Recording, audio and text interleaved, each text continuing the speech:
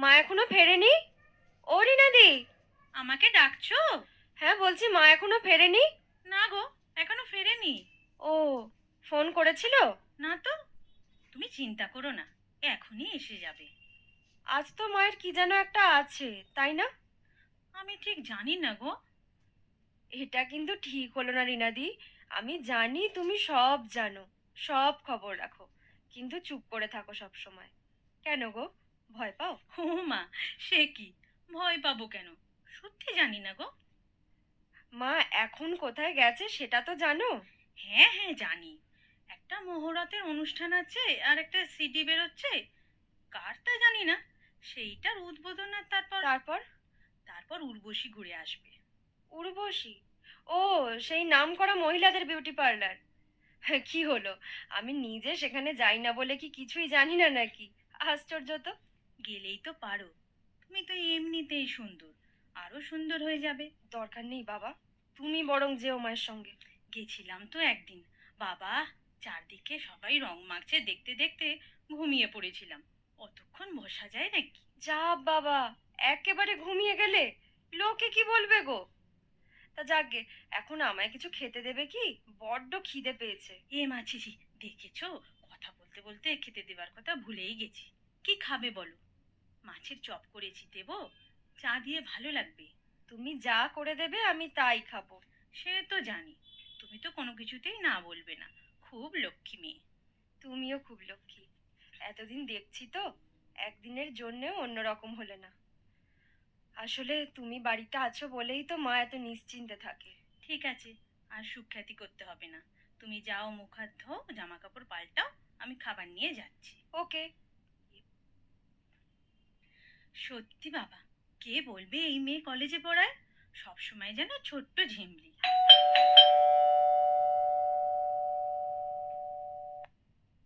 নিশ্চয়ই দিদি এসেছে। আসছে আসছে। ঝিমলি কলেজ থেকে এসেছে রিনা? অনেকক্ষণ এসেছে। ও রেডি হয়ে গেছে? তা তো বলতে পারবো না, এইমাত্র আমার কাছে খাবার চেয়ে ওপরে গেল। আমরা তো আবার বেরোবো। কি হলো, কি দেখছিস? আপনাকে কি সুন্দর লাগছে দিদি, একেবারে যেন মা সরস্বতী। চুলটা দারুণ বাঁধা হয়েছে। হ্যাঁ, আসার সময় একেবারে বেঁধেই এলাম। এখন আর নিজের চুলটা ম্যানেজ করতে পারি না। ভালোই করেছেন, যা চুল আপনার, একাকি সামলানো যায়। ঠিক আছে, খাবার নিয়ে আয়, আমাকেও একটু কফি দিস। আমি যাচ্ছি ঝিমলির ঘরে।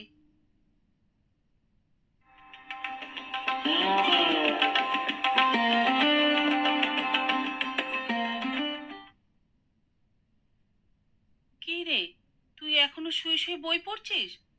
কখন যাবি? আমার সাজাগোজা হয়ে গেল, আর তুই এখনো কিছুই করিসনি? তুমি তো জানো মা, ওসব সাজাগোজা আমার ভালো লাগে না। আমি যেমন আছি আমাকে তেমনই থাকতে দাও না। ও আবার কেমন কথা? আমি তো তোর ভালোর জন্যই বলছি ঝিমলি। তোর বয়সের মেয়েরা আবার না সেজে থাকে কোথায়? তুমি বোধহয় মাঝে মাঝে ভুলে যাও মা, আমি যেখানে কাজ করি সেখানে তোমার মতো করে সাজা যায় না। ইটস আ নোবেল প্রফেশন মা।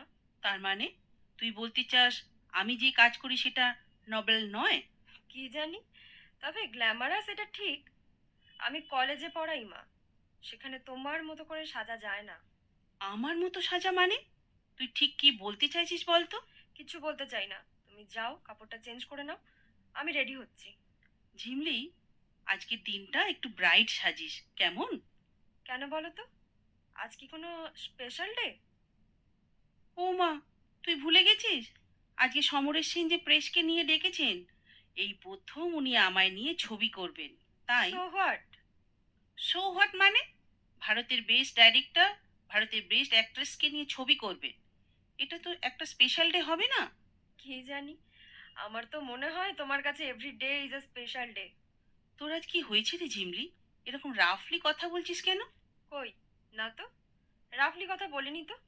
সত্যিই তো, তোমার তো রোজই কিছু না কিছু ফাংশন থাকে, সেই ছোটবেলা থেকেই তো দেখছি। তুই কি কিছু মিন করছিস? না না, মিন করবো কেন? তুমি একজন ইন্টারন্যাশনালি ফেমাস অ্যাক্ট্রেস, তোমার তো এরকম ব্যাপার থাকবেই মা। সত্যি করে বল তো, আজ তোর যাবার ইচ্ছে আছে না নেই? নেই, একদম নেই। তোমার ওইসব পার্টিতে যাবার ইচ্ছে আমার কোনোদিন ছিল না, আজও নেই। সেটা আগেই বলতে পারতিস।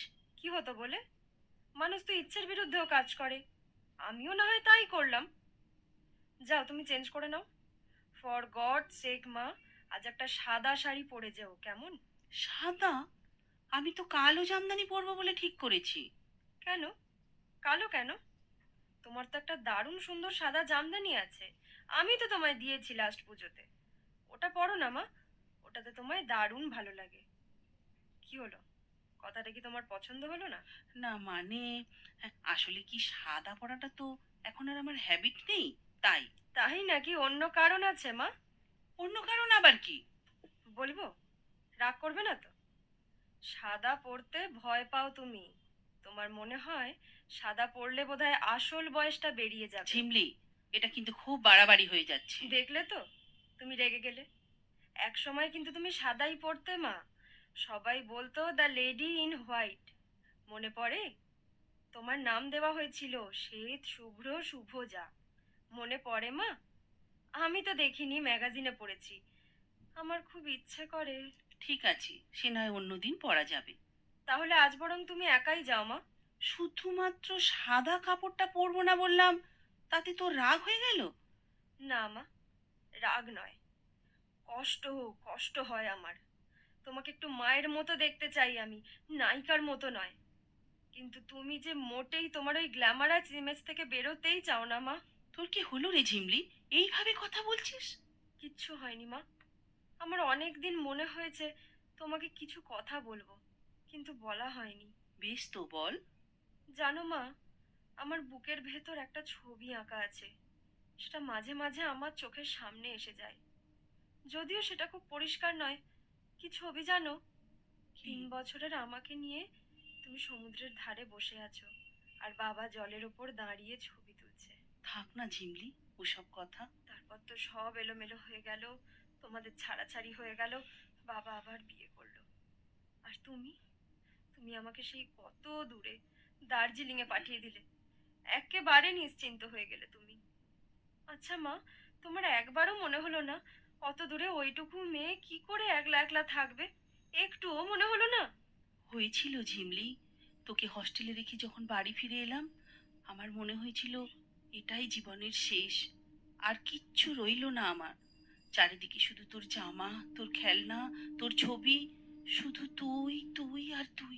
তোর ছোট্ট বালিশটাকে বুকের ভেতর নিয়ে শুধু কেঁদেছি কেঁদেছি আর কেঁদেছি। আর তারপরেই ব্যস্ত হয়ে গেছো তোমার নিজের জগতে, একটার পর একটা ছবিতে সাইন করেছো, আর নাম যশ অর্থের আড়ালে বুকের ভেতরের কান্নাটাকে মুছে ফেলতে চেয়েছো।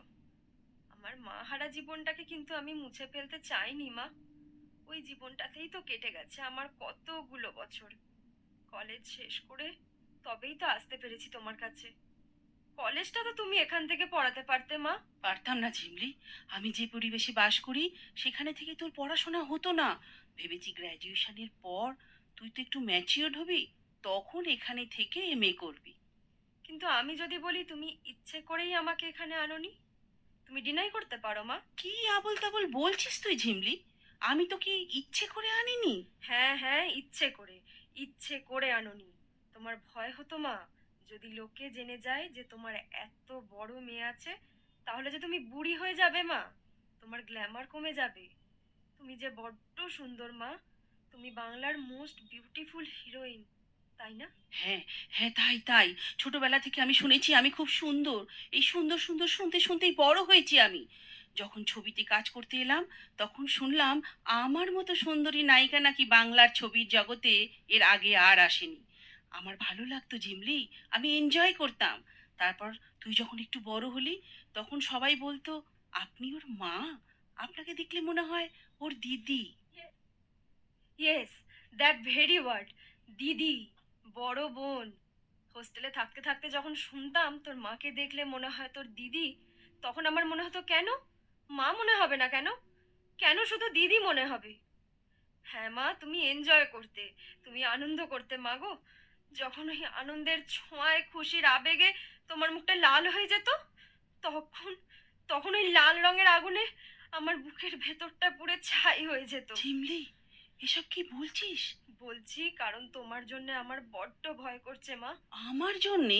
হ্যাঁ মা, তোমার জন্যে। কাল মাঝরাত্তিরে আমার ঘুম ভেঙে গেছিল। তোমার ঘরে আলো জ্বলছিল। আমি জানলা দিয়ে দেখলাম তুমি চুপটি করে ড্রেসিং টেবিলের সামনে বসে আছো। এক দৃষ্টিতে দেখছো নিজেকে। কখনো চোখের পাতায় হাত দিচ্ছ, কখনো গালে, কখনো গলায়। ঝিমলি, ওই দাগগুলো আর মুছে যাবে না মা। তুমি মানো আর না মানো, ওটা তোমার বয়সের দাগ।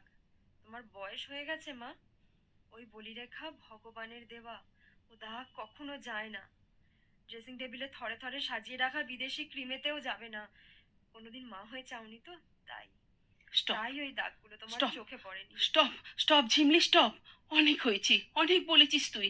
আর না। হ্যাঁ, হ্যাঁ, আমি ভয় পেয়েছি বয়সকে মেনে নিতে। কারণ যেই সমাজের সবচেয়ে উঁচু সিংহাসনটা আমি বসে আছি, তার চারিদিকে শুধুই রূপ। তোর ভাষায় শুধুই গ্ল্যামার। সেখানে ওই বলিরেখার কোনো জায়গা নেই। তাই তাই তোকে দূরে সরিয়ে রাখতে হয়েছে আমাকে।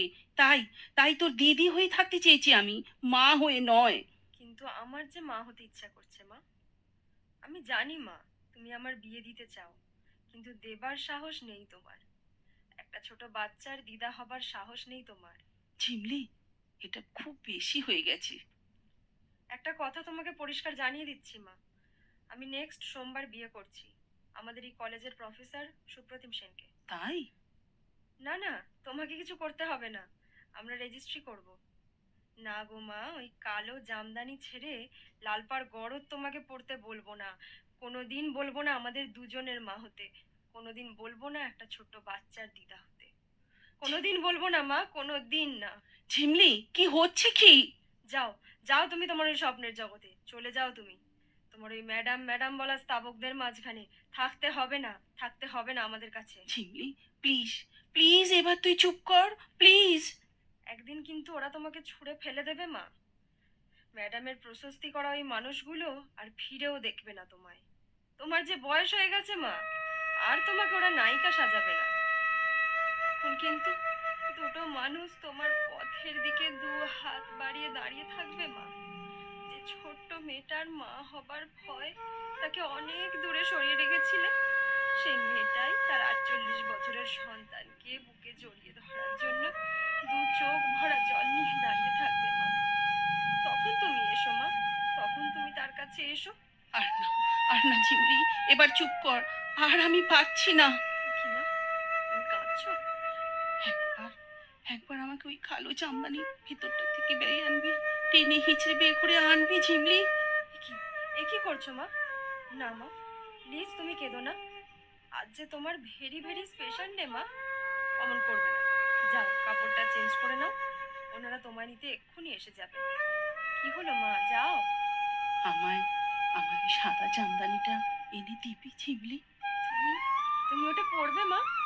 আমি এক্ষুনি এনে দিচ্ছি। তুমি তোমার ঘরে যাও, আমি দিয়ে আসছি কাপড়টা। কি হলো, যাও। ঝিমলি, চুপি চুপি একটা কথা বলবো? কি কথা বলো? বলছি, তুই তুই আমার সঙ্গে যাবি তো? তা না হলে আমি বড্ড একলা হয়ে যাবো রে। যাবি তো? নিশ্চয়ই যাবো মা। মা, আমার কাছে একটু সরে এসো। কানে কানে একটা কথা বলি। কানে কানে? কি কথা? বল। বলছি, আমি আছি, ভয় কেন মা করো? ঝিমলি রে, তুই সত্যি বলছিস? সত্যি বলছি মা, তোমার কোনো ভয় নেই। আমি থাকবো সঙ্গে। ভুল হলো, আমরা থাকবো তোমার সঙ্গে। থাকবো, থাকবো, থাকবো।